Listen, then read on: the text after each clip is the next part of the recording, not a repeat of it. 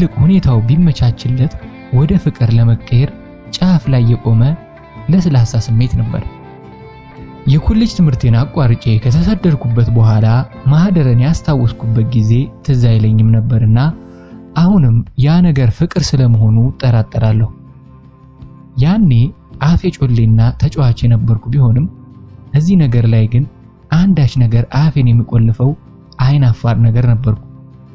ከውጪ ለሚያየኝ ግን እንደዚያ መገመቱን እንጃ። ማህደረ ጋር ረዘም ያለ ጊዜ ለብቻችን የተገናኘንበት ጊዜ ያለ አይመስለኝም ቆይቶ ካረሳሁት በስተቀር። ሲጀመር ብቻዋን ማግኘት አስቸጋሪ ነበር። ሃይማኖት ከምትባል መንጠቆ የመሰለች ጓደኛዋ ጋር ነበር ተያይዘው የሚጓተቱት። ታዲያ ማህደረን ለመቅረብ በሞከርኩ ቁጥር ሃይማኖት የምትባል ጓደኛዋ እንደ ሽቦ አጥር ከፊት ትጋረጣለች። ከዚህ ጋሬጣነቷ ብዛት ከማህደረ ይልቅ ሃይማኖት ጋር በጣም ተቀራርበን ነበር። ከኮሌጁ የተማሪዎች ካፍቴሪያ ባናልፍም ብቻችንን አልፎ አልፎ ሻይ ቡና እንል ነበር። በዚህ ቅርርባችን ታዲያ ጉራ እንዳይመስልብኝ እንጂ ሃይማኖት አጉል ፍላጎት አድሮባት እንደነበር ከሁኔታዋ ገብቶኝ ነበር። እንደውም አንዴ በጣም ደስ የማይል ነገር ማድረጓ ትዝ ይለኛል። ልሰደድ ቀናት እንደቀሩኝ ነበር። አጠቃላይ ዝርዝሩን አላስታውስም። ብቻ ወደ ማታ አካባቢ እሷና እኔ እዚያው ኮሌጅ አካባቢ የሆነ ቦታ ቆመን ነበር። ስንሰነባበት ሁልጊዜ ጉንጭ ለጉንጭ ተሳስመን ነው።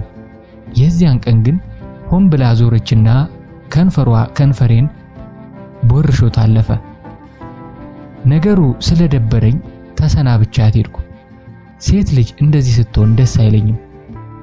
እስካሁን ሳያት ይቀፈኛል። ታዲያ ለራሴ ስቀልድ በዚያ ገደቢስ ከንፈሯ ሸኝታኝ ነው ፍዳይን የበላሁት። የማህደረ ከንፈር ቢሆን ኖሮ በብርሃን ሰረገላ ነበር አሜሪካ የምገባው እላለሁ።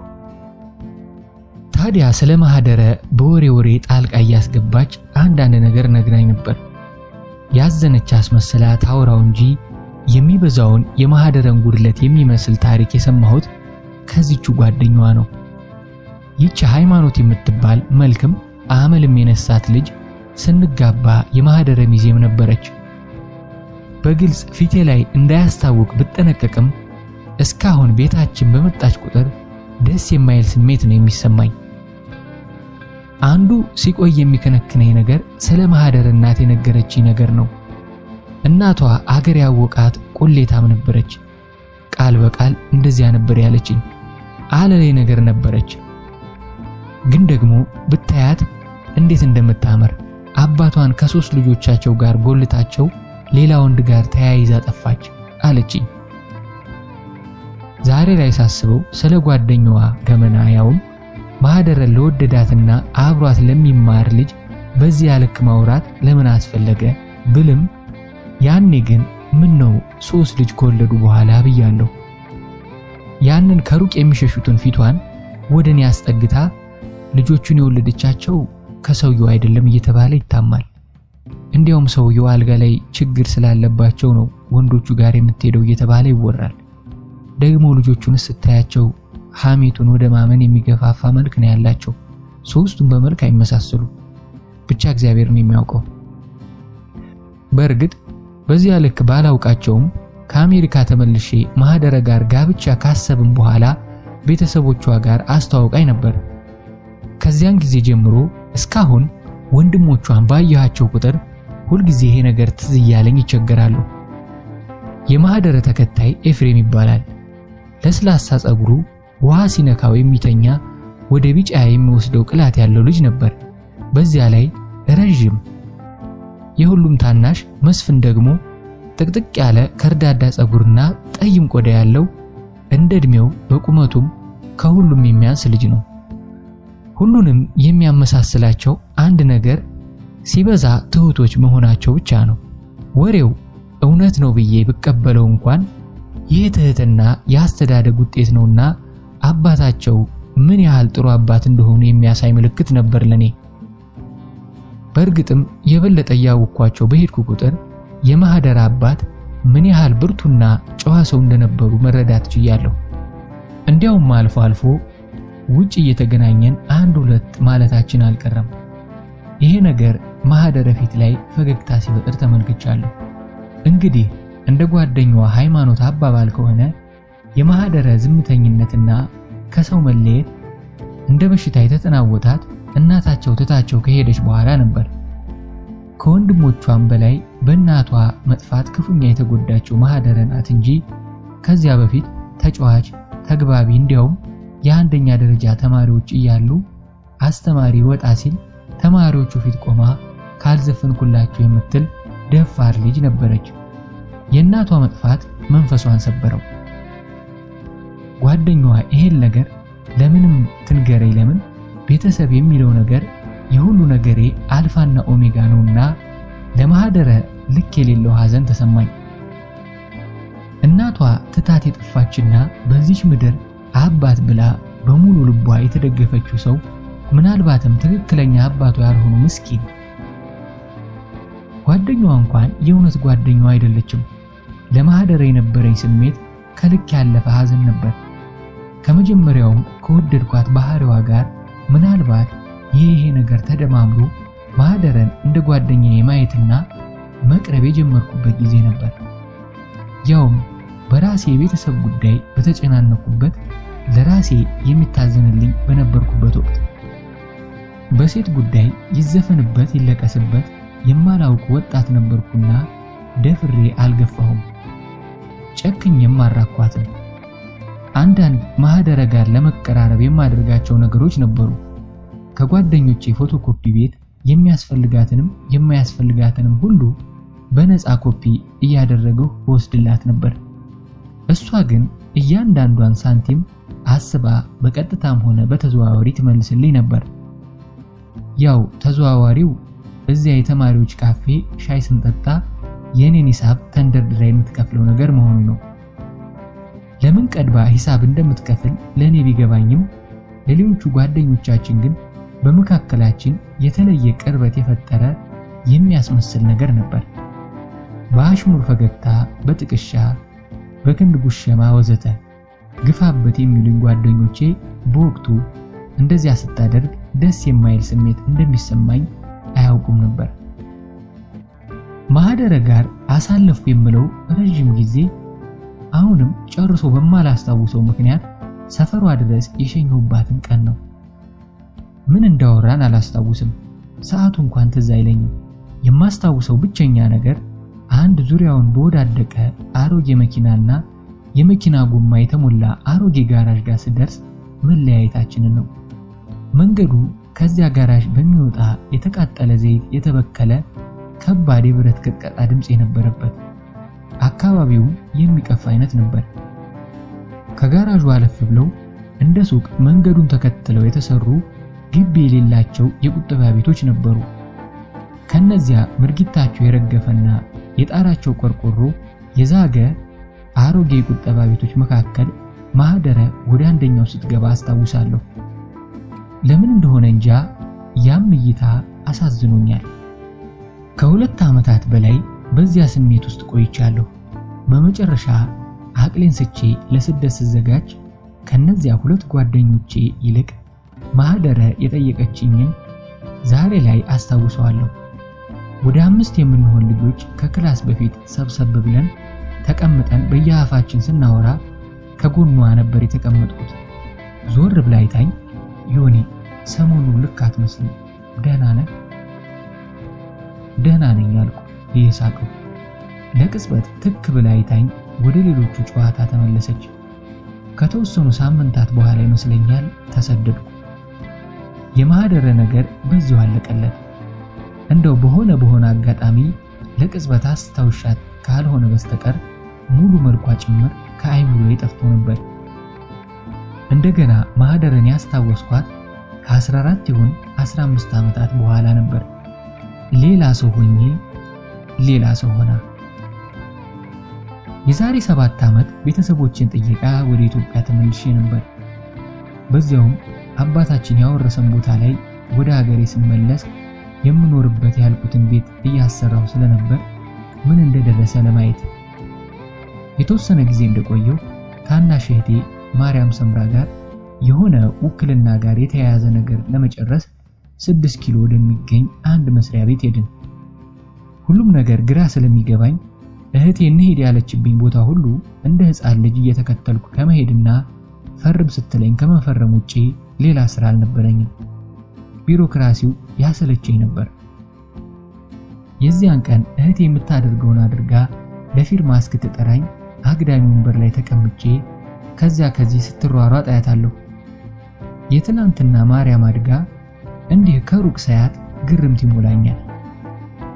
መሃል ላይ 14 ዓመታት ክፍተት ስለነበር ያቺ ትንሽ እህቴ አድጋ ሳይሆን በትልቅ ቆንጆ ወጣት ሴት ቀይሮ የጠበቁ እስኪመስለኝ በግርምትና በስስት አያታለሁ። ትርምሱን እታዘባለሁ፣ በጫጫታው እገረማለሁ።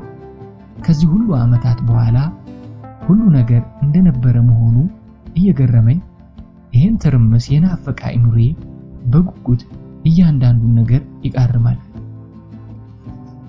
በዚህ ቅጽበት ነበር ፊት ለፊቴ ከቆመው የመስተዋት ግርዶሽ ጀርባ ካሉት በርካታ ቢሮዎች የአንዱ በር ተከፍቶ በወረቀት የተሞላ ቢጫ ፋይል ያቀፈች ሴት ብቅ ያለችው።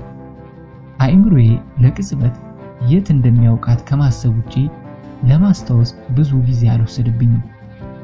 ረዘም ያለች ረጅም ጸጉር ወደ ኋላ ታስሮ የተለቀቀ ጠይም ሴት። ለራሴ ማህደር አልኩ። ከዚህ ሁሉ ዓመታት በኋላ እንኳን ከልጅነት ወደ አዋቂነት ከተሸጋገረ አጠቃላይ ለውጥ ውጪ የተጋነነ ለውጥ አልነበራትም። ውስጤ በደስታ ሲዘል ይታወቀኛል። ተነስቼ ወደፊት ሄድኩና ደንበኛ ለማስተናገድ በተሰራው የመስተዋቱ ክብ ቀዳዳ በኩል ጎንበስ ብዬ በጎላ ድምጽ ጠራኋት። ማህደረ። ድንገት ዞር አለችና ወደኔ ሳይሆን ወደሚተራመሰው ህዝብ የጠራትን ሰው ፍለጋ አይኖቿን አንከራተተች። እጄን አውለበለብኩላት። ግራ በመጋባት አየት አደረገችኝና ወደኔ መጣ በትህትና አቤት አለችኝ። ፊቷ ላይ ምንም አይነት ማስታወስ አይታይባትም ነበር። በዚህ ትንሽ ቅሬታ እንደተሰማኝ አስታውሳለሁ። ያን ያህል አርጅቼ ይሆን ከሚል ሐሳብ ጋር ካጎነበስኩበት ቀና ብዬ በፈገግታ ጠፋሁብሽ አልኳት። ትንሽ የሀፍረት ፈገግታ ፊቷ ላይ እየታየ ወደ ቀኝ በኩል ተራመደች። በዚያ በኩል መስተዋት ስላልነበር በግልጽ መታየት እንችል ነበር። እናም ትንሽ አየችኝና ዮኒ እንዳትሆን ብቻ ብላ በሳቅ ስትፍነከነክ ነፍሴ በሐሴት ተሞላች። ከሆነ አይነት ሞት በኋላ የሚያውቁኝ ሰዎች ወዳሉበት ዓለም በትንሣኤ የተመለሱ እስኪመስለኝ ውስጤ በደስታ ዘለለ። ያቀፈችውን ፋይል የሆነ ጠረጴዛ ላይ አስቀመጠችና ሌላ በር ከፍታ ወደኔ መጣች። ተቃቅፈን በሳቅ አውካካን። ከውስጥ መስተዋቱ ያንጸባርቃል። ለዚያ ነው አለችኝ ይቅርታ ባዘለ ድምጽ። አንቺ እየተባባልን በግርምት ስንተያይ ቆየን።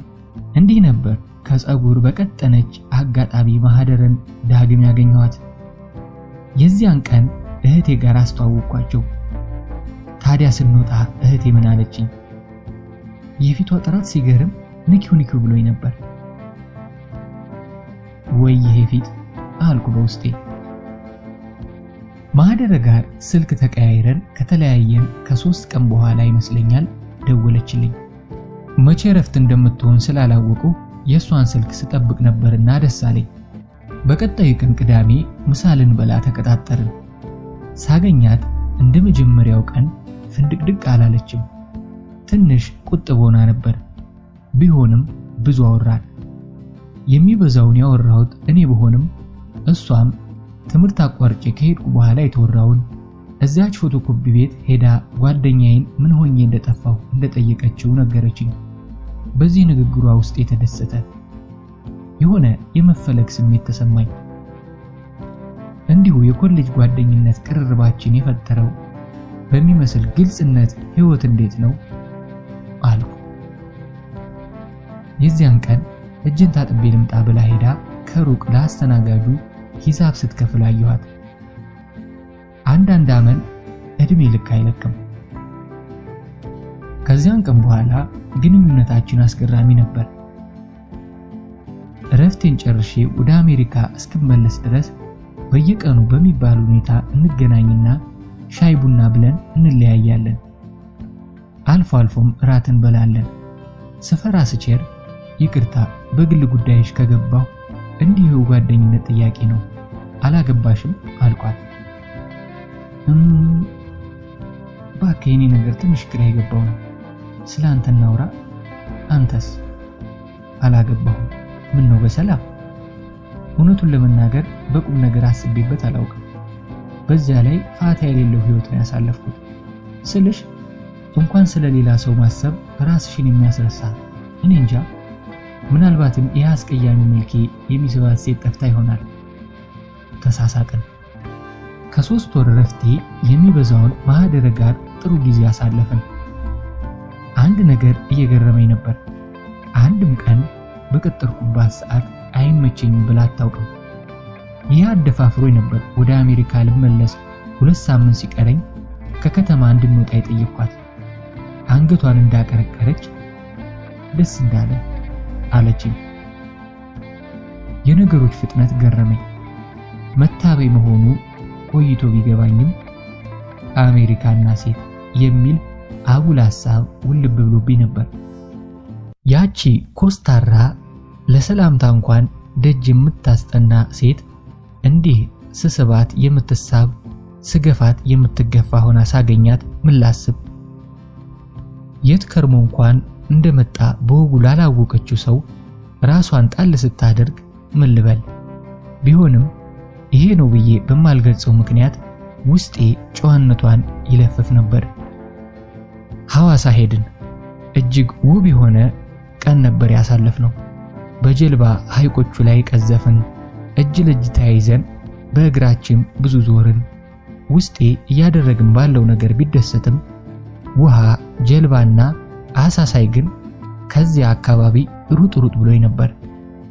የሞሮኮ መከራዬ ደስታዬ መሃል ዘብረቅ ብሎ እየገባ ያስቸግረኝ ነበር። የእግር መንገዳችን አድክሞን ከሐይቁ ዳርቻ ያገኘነው አግዳሚ ወንበር ላይ አረፍ አለን። ፀሐይ እየጠለቀች ነበር። ምን ላወራት እንደነበር እንጃ። ብቻ ዞሬ ማህደረን አየኋት። ያ ምስሏ ዘላለማዊ ትዝታዬ ሆኖ በውስጤ ታተመ። ያ ምሽት ጀንበር ያረፈበት ጸጉሯ በንፋስ በቀጥታ እየተተራመሰ ተበታትኖ ፊቷን ከቦታል። ወርቃማዋ የምሽት ጀንበር እንደ ቲያትር ቤት መብራት ማህደረ ጠይም ፊት ላይ ብቻ የበራች መሰለኝ። ፊቷ ከተበተነበት ውብ ጸጉሯ ሲታይ በጥቁር ሐር የተከበበ የወርቅ እንቁላል ይመስል ነበር። ከንፈሯ ጠብሊል የተንጠለጠለ ውብ ጤዛ። ጀንበር እዚያ አድማሱ ላይ ሳይሆን ፊቷ ላይ የምትጠልቅ ነበር የሚመስለው። ድምቀቱ ብነካው የሚያቃጥል የሚመስል ፍም ጠይምነት። አይኔን ሳልነቅል አየኋት። አሻግራ አድማሱን ትመለከት ነበር። ወደኔ ዞራ አይናችን ሲገጣጠም በአፍረት ፈገግ አለች።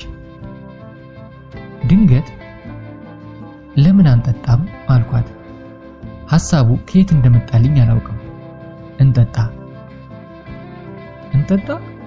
ስልሽ እንስከር ብላ ምን ቸገረ በሚል ስሜት ትከሻዋን ወደ ላይ ሰበቀች። ዝም ብዬ አየኋት። ሳቀችና በአፍረት አቀረቀረች። እጄን ትከሻዋ ላይ ጣል አድርጌ በኮንትራት የያዝነውን ሾፌር ጠራሁና ጥሩ መዝናኛ ቦታ እንዲወስደን ጠየቅኩት። አንድ ሰፊ ግቢ ያለው ቪላ የሚመስል ቤት ወሰደን። ወደ ውስጥ ስንገባ አዳራሹ አለባበስና ወዘናቸው ምቹ ኑሯቸውን በሚያሳብቅ ወንዶችና ሴቶች ተሞልቷል።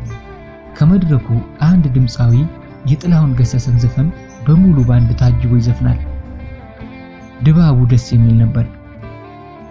ከዚያ የሆነው ነገር ሁሉ እብደት ነበር። ሳናቋርጥ ጠጣን። ተያይዘን ሰፊው መደነሻ ላይ በእነዚያ ለስላሳ ሙዚቃዎች ተወዛወዝን። ጥልቅ የሆነ ዝምታና መተቃቀፍ ውስጥ ሆነን ነበር የምንወዛወዘው። በሰዓቱ እኔ አልሰከርኩም ነበር። ማይ ግን ትንሽ ሞቅ ያላት ይመስለኛል። አልፎ አልፎ ትንሽ ሚዛኗን እንደ መሳት ያደርጋት ነበር። በዚህ ዝምታ ውስጥ ነፍሴ እነዚያ ባህር ዳርቻ ላይ የነበሩ ምሽታ ቤቶች ውስጥ ዛናታ ጋር ያሳለፈችውን ጊዜ ታስባለች። ለምንድነው ሄድኩኝ ሳትለኝ ይሄድከው አለች ማህደረ ከንፈሯ ጆሮዬን እስኪነካኝ ተጠግታ። የት? ግራ ገብቶኝ ጠየቅኳት። ሱዳን፣ ኬንያ፣ እኔ እንጃ፣ አሜሪካ። ኦ ብዬ የመመልሰውን ሳስብ ተወደኝ ነበር አይደል አለችኝ። ሰክራለች በጣም። እዚያ ሆነ አስታውሰኝ ታውቃለህ? ብዙ ጊዜ ብዬ ዋሻዋት። አሁንም ተወደኛለህ? አልመለስኩላትም። ወደ ራሴ ስቤ አጥብቄ አቀፍኳት። ዘፋኙ ጨርሶ የዳንስ ሶሎ ላይ የነበሩ ሰዎች ወደ ወንበራቸው መመለስ ጀመሩ። እዚህ ላይ ነበር እስከዛሬ የገረመኝ ነገር የተፈጠረው። ወደ ጠረጴዛችን ለመመለስ እጇን ይዤ በሰው መሃል መንገድ ስጀምር ማሂ እጇን በቀስታ አስለቅቃኝ ተመለሰች። መጀመሪያ ወደ መታጠቢያ ቤት የምትሄድ ነበር የመሰለኝ። ወደ መድረኩ ተጠግታ የባንዱ መሪ የሚመስለውን ጊታር ተጫዋች ጎልማሳ በምልክት ስትጠራውና በአክብሮት ወደፊት መጥቶ አጎንብሶ ሲያወራት የሆነ ሙዚቃ እንዲጫወቱላት ልትጠይቀው ነው አልኩ። እንዲያውም የምትመርጥልኝን ሙዚቃ ለመስማት ሳልጓጓ ቀራለሁ። የሆነው ነገር ግን በእውነም በህልም የሚያላሰብኩት ነገር ነበር። ጊታር ተጫዋቹ ራሱን በፍጥነት ነቅንቆ በደስታ ፈገግ አለ። ወደ ደረጃው ጠቆማት። ቀድሟት ሄዶ ቆመ። በደረጃው በኩል ወደ መድረኩ ስትወጣ ራመድ ብሎ በአክብሮት እጇን ይዞ ደገፋት። ሁለቱም ወደ ተደረደሩት የሙዚቃ መሳሪያ ተጫዋቾች ሄዱና የሆነ ነገር ሲነግራቸው በፈገግታ ራሳቸውን እየነቀነቁ ተስማሙ። እንዲያውም ጊታር ተጫዋቹ ወደፊት ራመድ አለና ማይክ አንስቶ ለማህደር አቀበላት። ተቀብላ ቆመች።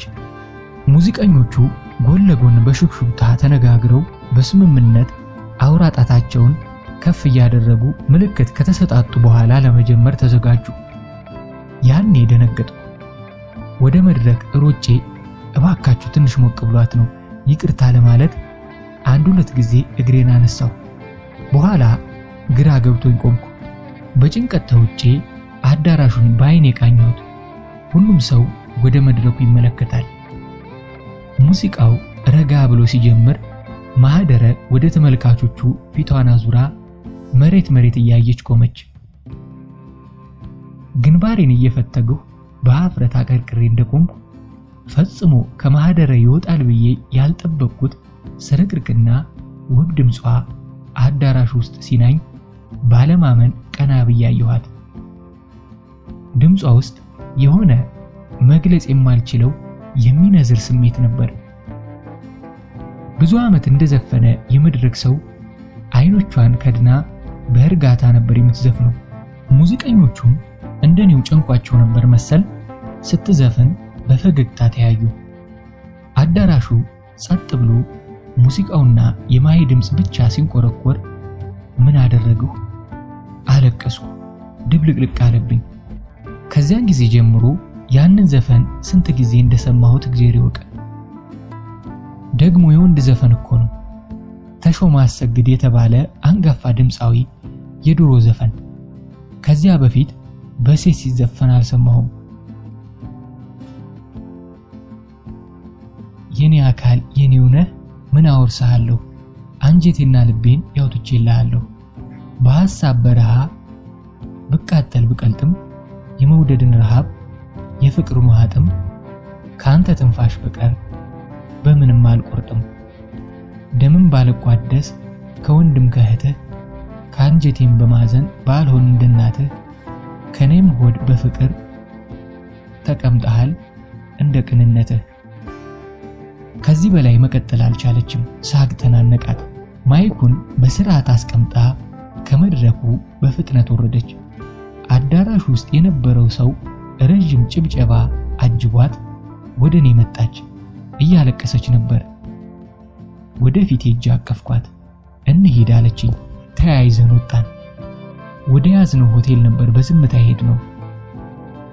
ቀን ላይ ለየራሳችን ሁለት የተለያዩ ክፍሎች ብንይዝም በዚያ ምሽት ግን ወደኔ ክፍል ስንገባ ምንም አላለችም።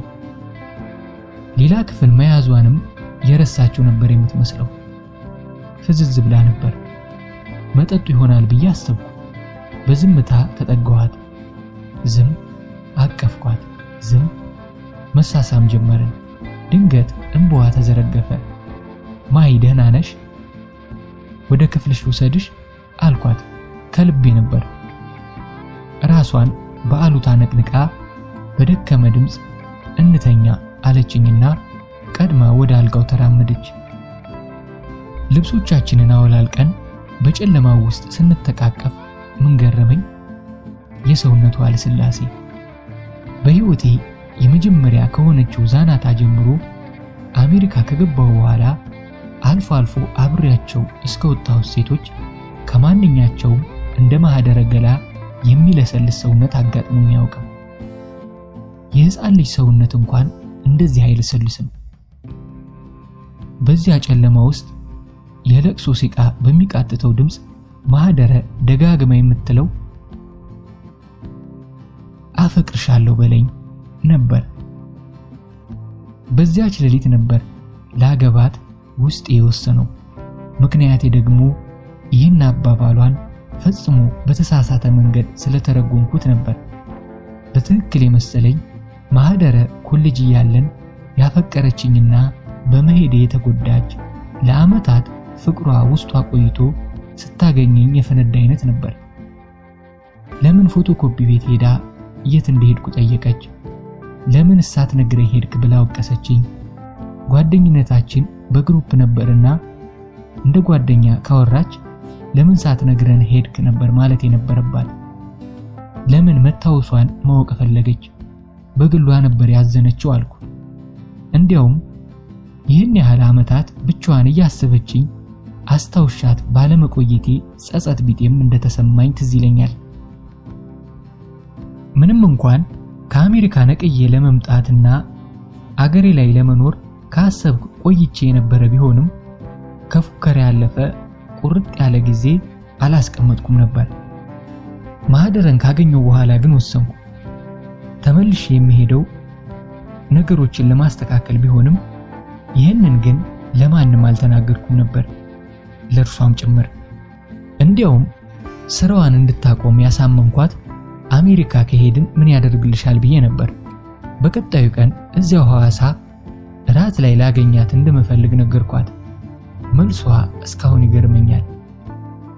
ከፈለክ እሺ ማህደረ፣ እወድሻለሁ፣ አፈቅርሻለሁ፣ ሚስቴ እንድትሆኚ በጣም ነው የሚፈልገው አልኳት። ከልቤ ነበር። እንባዋ ድንገት ተዘረገፈ። ምንም ሊገባኝ አልቻለም። ለምንድን ነው የምታለቅሰው? እስካሁን ያለቅሶ አልገባኝም። እንዲህ ባለ የቁልቁለት ሩጫ ነበር ወደ ትዳር የገባ ነው። ማህደረ ጋር ከተጋባን በኋላ ስለ ቤተሰቧም ሆነ ስላለፈ የፍቅር ህይወቷ ከራሷ አንደበት ምንም ነገር ሰምቼ አላውቅም። አታወራም። በርግጥ ጠይቄያት አላውቅም። በተለይ ስለ ፍቅር ህይወቷ ላለማንሳት ተጠነቀቅ ነበር። በደፈናው የሆነ ሰው ወይም ሰዎች እንደነበሯት ይገባኛል። እኔ ራሴ በፍቅር ስለከነፍኩላት ዛናታ ለማን ተነፈስኩ?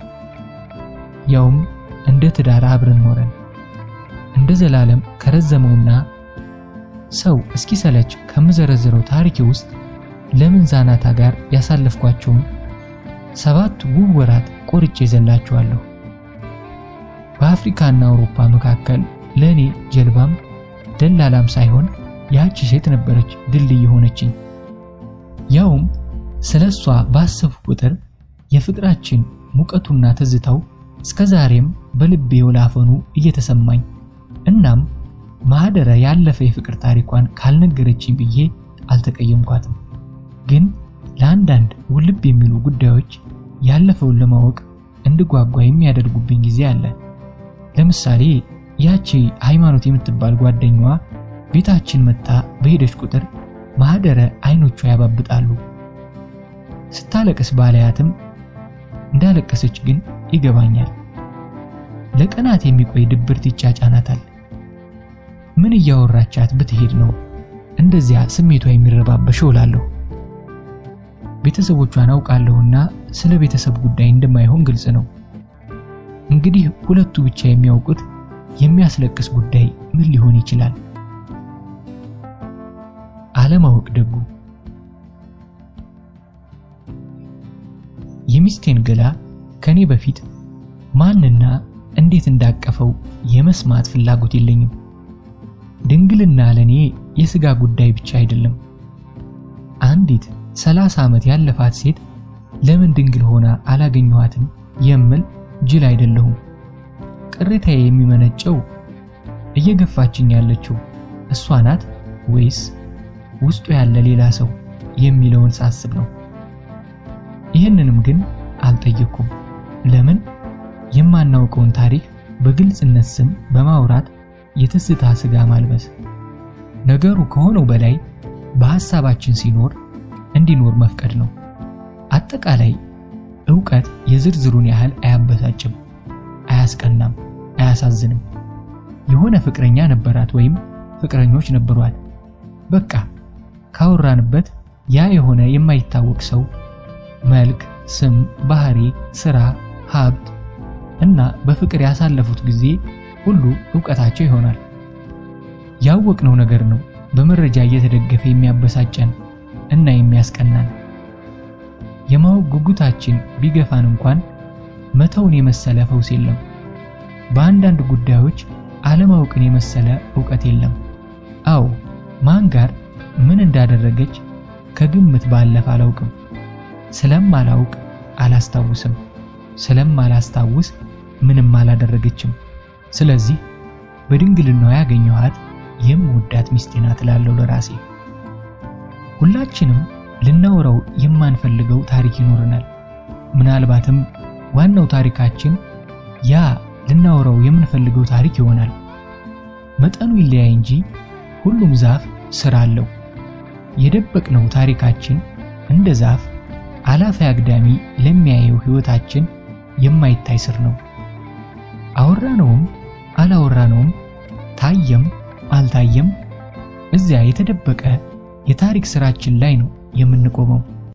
ወደፊት እስከ ቀጠልን ድረስ ተመልሶ መነካካቱ ምናልባትም ዛሬያችንን ሊረብሽ ይችላልና ባለቤቱ ፈቅዶ እስኪ ተነፍሰው መተው ይሻላል ባይ ነኝ። ያለፈ ነገራችን እየተመለሰ ዛሬያችንን እስካረበሸ ድረስ ስራችንን በነበረበት ትተን በሚታዩ ፍሬዎቻችን፣ በሚስቡ አበቦቻችን መፋቀር፣ መዋደድ፣ መከባበር አንችልም ወይ? እንዲህ ባስብም ግን የማህደረ የበዛ ዝምታ ውስጤ ይሁን ብሎ ተቀብሎታል ማለት አይደለም። ባልጠይቃትም ላገቡት ሰው ይቅርና ለጓደኛ እንኳን ስለራሳችን የሆነ ነገር እንላለን እኮ። ሰዎችን አወቅን ስንል አብረናቸው በመኖር ካየነው ባህሪያቸው፣ ራሳቸው ከነገሩን ታሪካቸው፣ ፍላጎትና ስሜታቸው ተነስተን የምንገነባው ማንነታቸውን አወቅን ማለት አይደለም እንዴ? እከሌ እንዲህ ነው ስንል ከነዚህ ምንጮች ከሰበሰብነው መረጃ ተነስተን ነው መቼስ። እና ማንን ያገባሁት ስል የማገኘው መልስ ከአንድ አረፍተ ነገር አይዘልም። ያገባሁት ንግድ ሥራ ኮሌጅ ስንማር አውቃት የነበረች በኋላ አካውንታንት የሆነች ማህደረ ሰላም አምደ ሚካኤል የምትባል ሴት ናት። ስለርሷ ከማውቀው ታሪኳ ይልቅ ስሟ ይረዝማል። አገሬ ላይ በወግ በማዕረግ አግብቼ ልጅ ወልጄ በመኖሬ ፍጹም ደስተኛ በሆንም አንዳንዴ እንዲህ አይነት ስሜቶች ዘብረቅ እያሉ ሕይወቴን ያጠያይሟታል። ሙሉ ጨለማ ወይም ሙሉ ብርሃን የሚባል ሕይወት በዚህ ምድር ላይ የለም። ጠይምነትም ቢሆን መተላለፊያ ድልድያችን እንጂ ሕያው የሕይወት ቀለም አይደለም። የማህደር ዝምታና ቀዝቃዛነት ሲበዛብኝ ለዓመታት ከእጄ ላይ ያላወለቁትን ብራዝሌት በትካዜ ነካካለሁ። ሙቀት፣ ስሜት፣ ፍቅር፣ መተሳሰብ፣ መላፋት፣ ቀልድ፣ ህመም የተሞላባት ትንሽ የደሃ ጎጆ በአይሙሬ ውልብ ትላለች።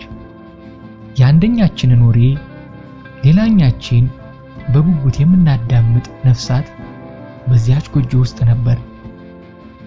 አንዳንዴ አንዲት ሴት አግብቼ የሌላ ሴት ማስታወሻ እጄ ላይ ማስቀመጥ ነውር እየሆነብኝ አውልቄ ልጥለው አስብና ግድ የለም ባይመለሱበትም የተሻገሩበትን ድልድይ መስበር ግዴታ አይደለም እላለሁ ለራሴ።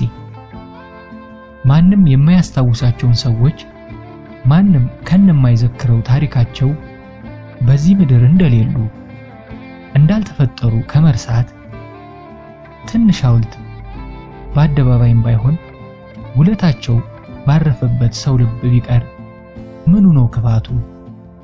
ይህች ብራዝሌት ሌላ ትርጉም የላትም። የአንዲት ውብ ሴት